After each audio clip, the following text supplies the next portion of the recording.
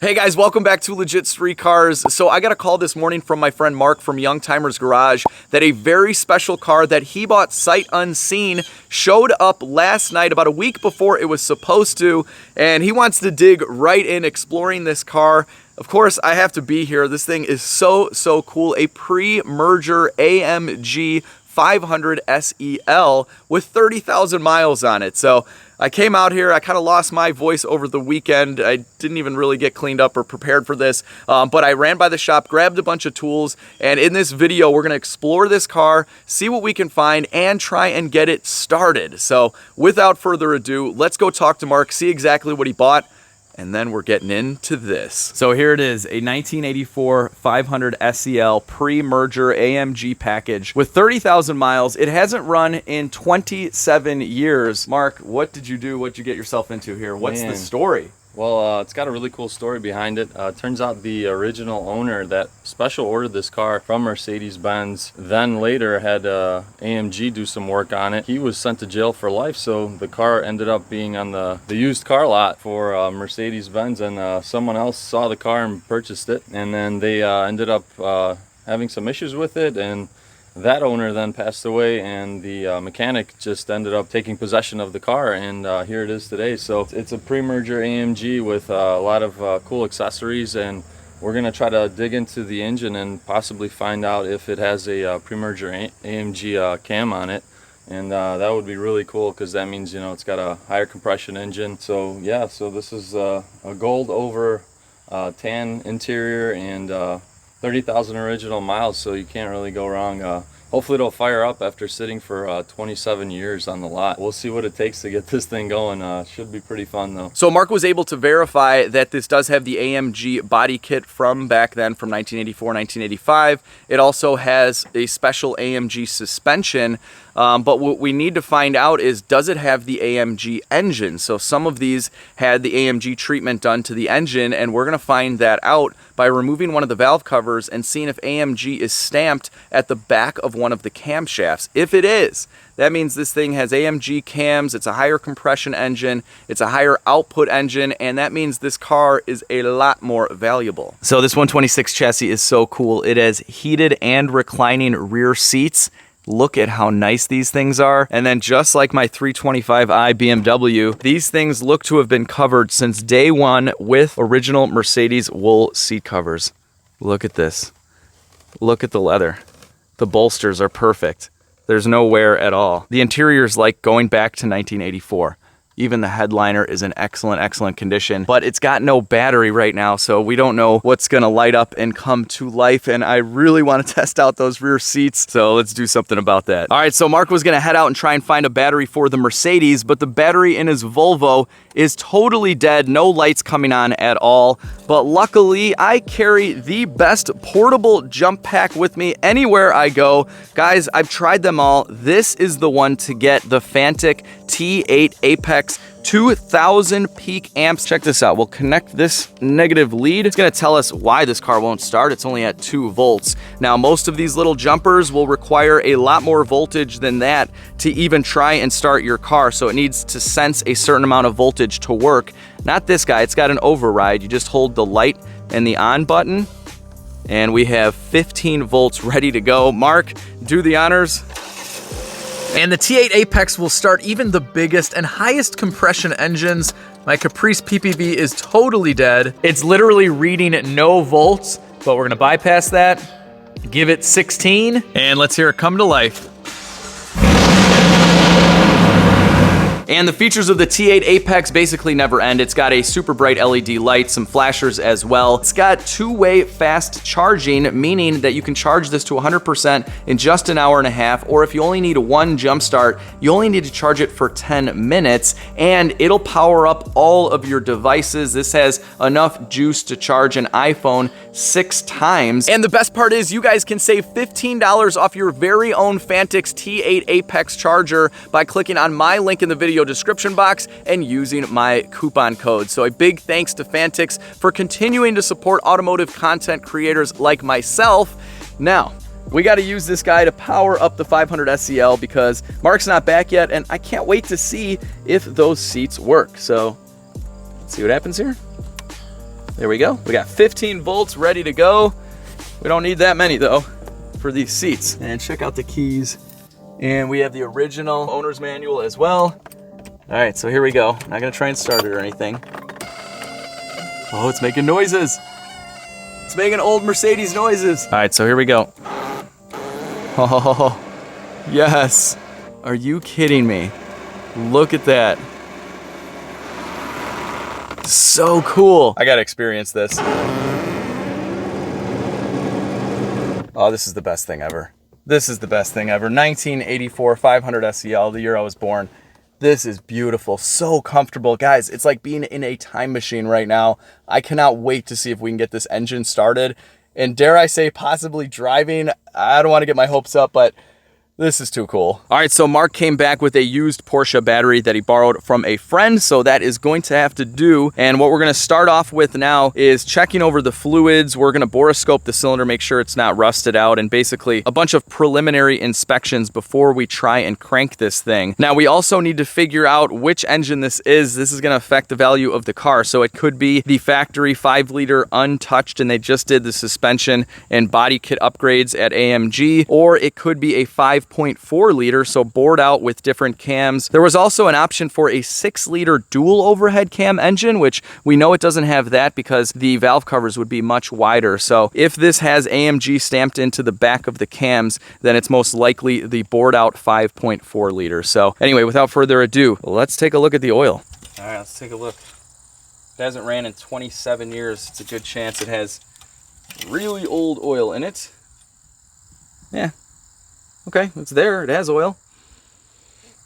Doesn't really smell too fuely either, so it's a good chance it was just normally maintained and then it just sat for 27 years. And we found a bunch of stickers here as well. And I always love finding stuff like this. So it looks like they serviced the coolant in October of 1986. I found this on the door, so it looks like 1980, but I think that's February 21st, 1990. It had 20,000 miles and they changed the oil, mobile oil, possibly.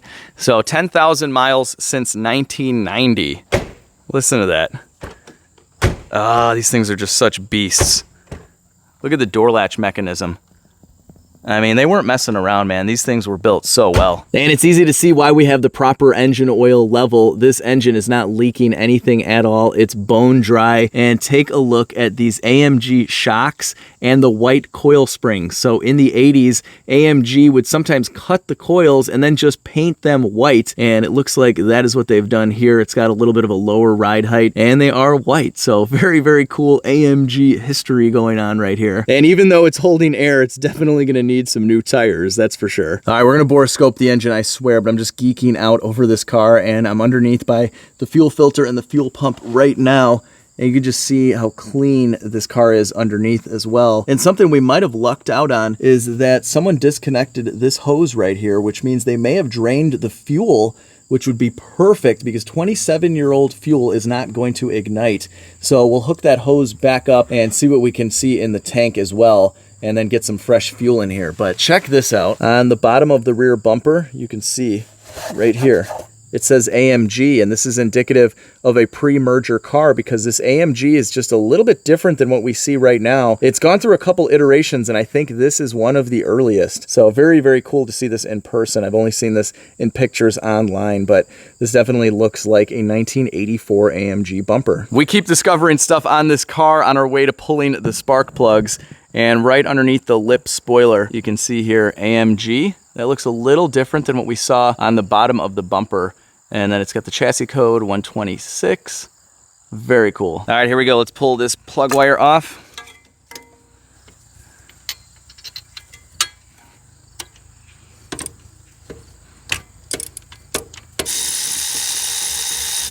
And here we go. Well, it's not rusted. It does look a little oily, possible fuel. It's pretty fouled out and dirty, but it's a good sign that this isn't rusted out. It gives us hope that water didn't get into the cylinders or anything like that. So not bad overall. Let's get the borescope in there. All right, here we go. Inside of one of the cylinders. Okay, there's the cylinder wall. And there is our piston. Piston looks like it's got some carbon on it. The lighting is not the best right now. Just depending on what engines we're borescoping, sometimes we can get a good look at it and sometimes we can't. Well, anyway, what's important here is that we can see the cylinder walls right there. So at this point, I would feel pretty comfortable with fogging out the cylinders, pouring a little bit of oil in there and just making sure these rings are free, and then going ahead and cranking by hand. This looks really, really nice. And I've already gone ahead and pulled out all of the spark plugs, and every cylinder looks about the same. So I'm really happy with the way the cylinder walls look. So let's go ahead and fog out this engine while we continue to look over everything else. To protect the engine on its first start and to make sure those rings are free, we're gonna fog this out with the Amsoil engine fogging oil. This can is pretty cool. It will spray upside down as well. All right, so with that, I'm just gonna go in and spray each one. All right, so we're gonna go ahead and take off the air box. Couple tens.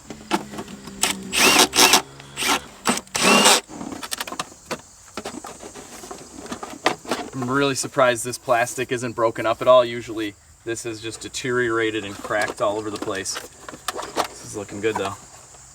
And here it is. Not too many people have ever worked on this system. Look at this spider web of lines. So this is a central fuel injection system. It's mechanical fuel injection. So it does have fuel injectors, but you'll notice there are no wires going to them, just a fuel line, and they open mechanically. And this is the entire brains of the operation, well, or lack thereof. There's really not too much of a brain going on here. It's just all mechanical, lots of linkage, and not too many people know how to work on these. I had worked on a few, but the last one was probably like 15 years ago, but I know that these injectors can be cleaned. We had a tool when I worked at Mercedes-Benz where we can clean them out on a bench, but let's just hope they're clean enough to fire this engine off so we can tell what kind of condition it's in. So right now what we're doing is taking the valve cover off to check the camshafts while the fogging oil is kind of getting in there and doing its thing. You want that to soak in there for a while. So I think this is the easier valve cover to remove. It's just a few tens, and I can't wait to see if there's an AMG stamped on the cam. This is so cool. It's like being a Columbo detective of cars. I love this kind of stuff. All right, actually, we don't have the fuel lines on the passenger side, so we're just gonna go ahead and remove this valve cover instead. Luckily, all these wires are nicely labeled. You have to be just so careful working on something like this. All these vacuum lines are so fragile and they can break at any point. Look at this though. Surprised to see this. It hasn't completely hardened on us and broken off, so that's nice.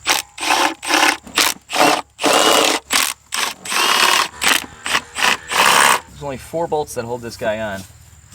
Let's see if we can snake it out of here without disturbing anything else.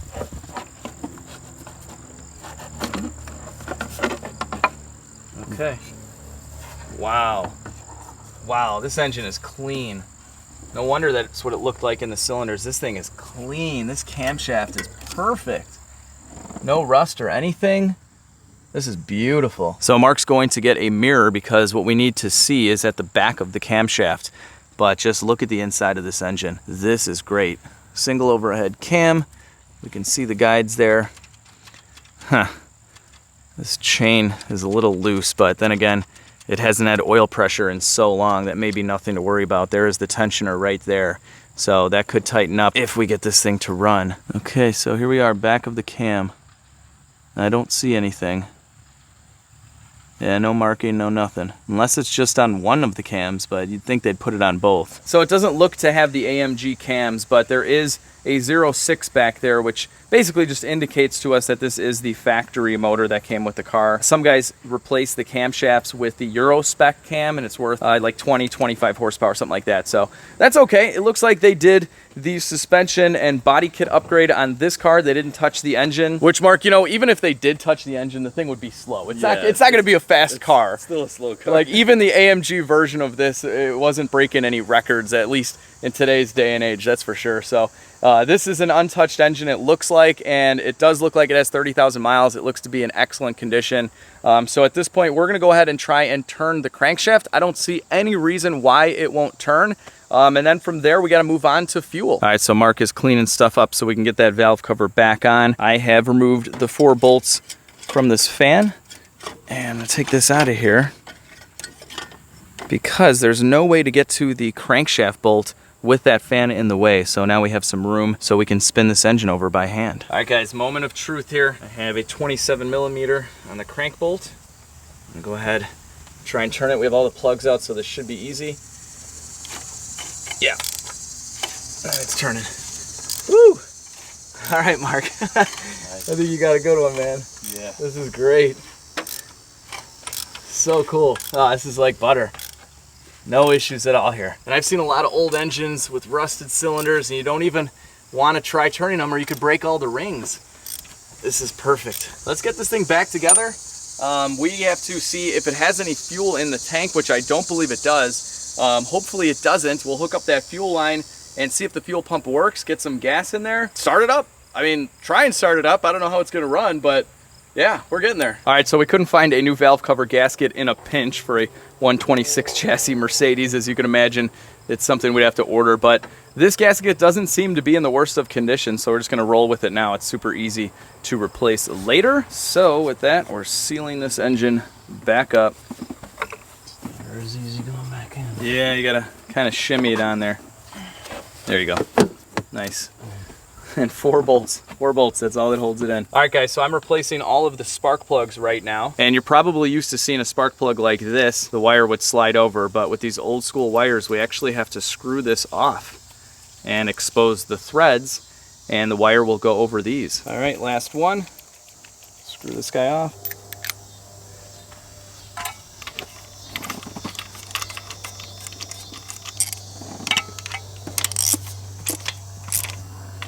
Okay, last plug is complete. Now let's get these wires back on. And it's so nice that everything is labeled.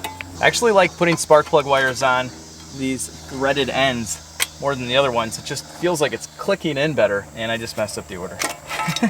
And you know for sure that it's on the plug.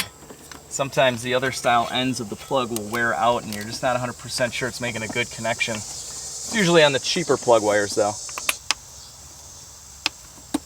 All right. It's hard to see underneath there if that line is the one that goes directly from the tank, so we're just gonna put a tiny little splash of fuel in here. Hope that it comes right out. And there it is, fuel is coming right out. So they did disconnect the fuel line to drain the tank. I'm really hoping they did that 27 years ago, and hopefully they also cranked the engine over a bunch with no fuel so the injectors are clean as well. So, all right, I'm gonna go hook up that hose and we'll get some fresh fuel in her. All right, so this hose doesn't really wanna go over. Put a little silicone spray on there. We jacked up the car because it was almost impossible to try and do this with it lowered. This hose still doesn't want to go over. All right, so it looks like they put a piece of hose extension on here, and it's not the right size. It's too small to fit over there. So not really sure what's going on, but it was definitely clamped on there a long time ago. I could not get it off. Yeah, look at that. It's literally a piece of pipe. They did some kind of adapter, a piece of pipe. So I wonder if this is what goes directly into here, but it doesn't seem to reach. So I don't know, maybe they had a fuel leak issue here and they just put in a little chunk. Not really sure, but we might have a piece of hose that will work. So we got a piece of hose here that we cut down that should work. I know it fits over this thing. I just want to make sure it's going to be snug on this. And yeah, we should still be able to clamp this down. We'll have to fix this later. This should be good temporarily though, just to kind of get things going. All right, make sure this side goes here. This fits really nice and snug. All right, there you go. Hose repair complete. Let's fill it up. All right, so we got about 3 or 4 gallons of 93 going in the tank right now. All right, here we go. Mark is gonna try cranking it right now. I'm not 100% sure if the fuel pump is working. Kind of doesn't sound like it is, but either way, we wanna crank this up a little bit without it starting, so I'm actually gonna go ahead and pull the fuel pump relay just in case it does work. And we want to build some oil pressure in there, get the oil circulating. So go ahead, Mark, let's see what happens. Sounded good. Keep going. Yeah, keep on going. Let's crank it for a total of like about 15-20 seconds. You don't have to do it all in one shot. We'll let the starter cool off, but I want to get that oil circulating. All right, so we did that a few more times and let the starter cool off in between. Let's go ahead and get this fuel pump fuse in there. And go ahead, Mark, let's try it again.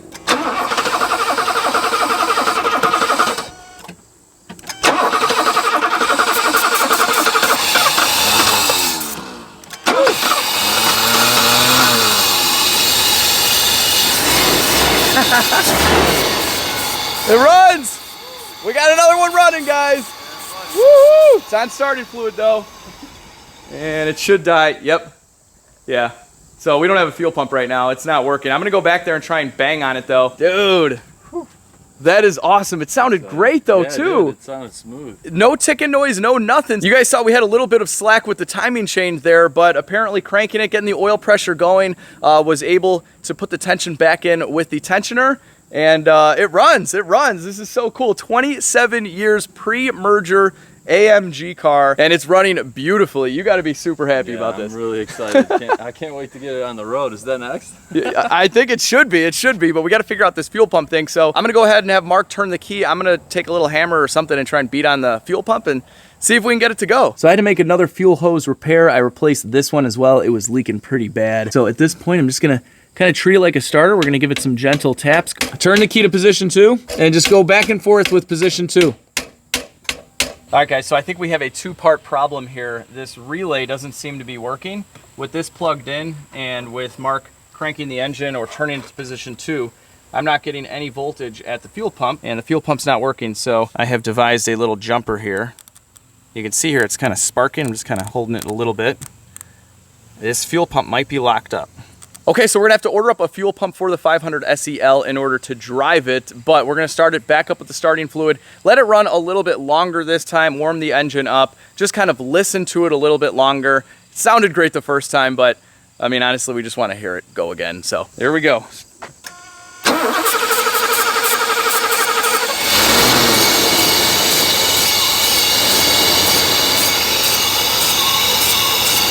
God, this runs so good. It's so smooth and so quiet. Listen to me.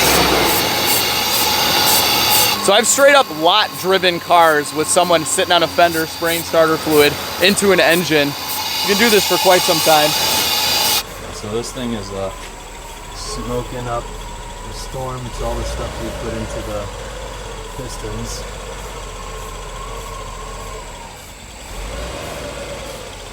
Still smoking? It's getting a little bit better now. It's still smoking quite a bit. I'm hoping that'll clear up. We did spray a lot of the fogging oil in there, so that was the initial smoke. And yeah, I can already tell it's kind of clearing up right now. Let's kill it. That's it. Wow. This runs so good. So good. Feels so good to bring one of these things back to life after so long. It makes you wonder, like, how does a car like this just sit for 27 years without anyone getting the itch to start it, drive it, do anything? Someone loved this though. Look at the custom floor mats with the initials of the previous owner, maybe, or it could have been the guy that ordered it and went to jail for life that had custom mats ordered. Oh, and you know what? We found something else that's really cool in here. This thing has like a 1984 radar detector, and it seems to be powering up. It might work. It's the Spectrum Whistler, and look at this thing, Whistler Spectrum, face forward. Wow. This was one of the early dealer add-ons, most likely. I mean, whoever had this thing spec'd out spent a ton of money. The normal 500 SEL was about $60,000 in 1984. And I'm not sure how much money that is today. I'll pop it up on the screen, but these were very, very expensive cars back in the day. And it really wasn't until the 220 chassis S-Class that they began to become somewhat affordable. Okay, so we got the 500 SEL started, but we're not done there. Mark has already ordered the fuel pump and the relay. So in the next video, I'm gonna come back out here. We're gonna check over some more fluids, the transmission fluid, the differential fluid, look at a few other things, and then pop the fuel pump in and take this thing out on its maiden voyage in like 27 years. Yeah, it's gonna be something. Yeah, very excited to go for a cruise in this car. I kind of want to sit in the back while Mark drives around though, because it's just so comfortable back there. But who knows what else we discover in that video. So I hope you guys will join us for that one. And if you guys want an update on the two 1957 190 SLs, I made a video of these when Mark first got them.